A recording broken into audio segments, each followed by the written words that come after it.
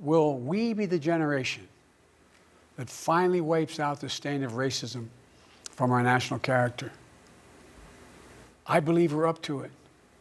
I believe we're ready. Just a week ago yesterday was the third anniversary of the events in Charlottesville. Close your eyes. Remember what you saw on television. Remember seeing those neo-Nazis and Klansmen and white supremacists coming out of fields with lighted torches, veins bulging, spewing the same anti-Semitic bile heard across Europe in the 30s. Remember the violent clash that ensued between those spreading hate and those with the courage to stand against it. And remember what the president said when asked?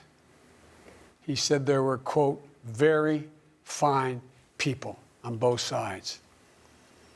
It was a wake-up call for us as a country, and for me, a call to action.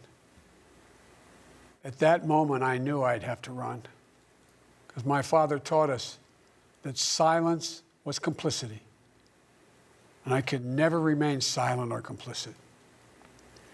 At the time, I said we're in the battle for the soul of this nation. And we are. You know, one of the most important conversations I've had this entire campaign, it was with someone who was much too young to vote. I met with 6-year-old Gianna Floyd the day before her daddy, George Floyd, was laid to rest. She's an incredibly brave little girl. And I'll never forget it. When I leaned down to speak to her, she looked in my eyes and she said, and I quote, "Daddy changed the world.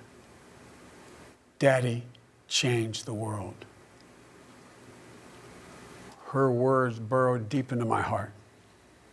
Maybe George Floyd's murder was a breaking point.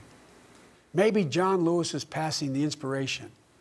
But however it's come to be, however it's happened, America's ready, in John's words, to lay down, quote, the heavy burden of hate at last,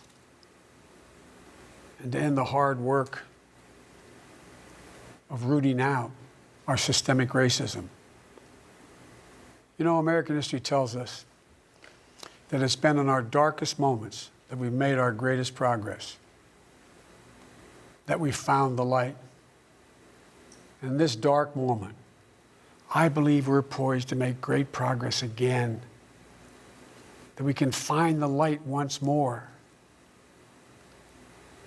You know, many people have heard me say this, but I've always believed you can define America in one word: possibilities. The defining feature of America: everything is possible.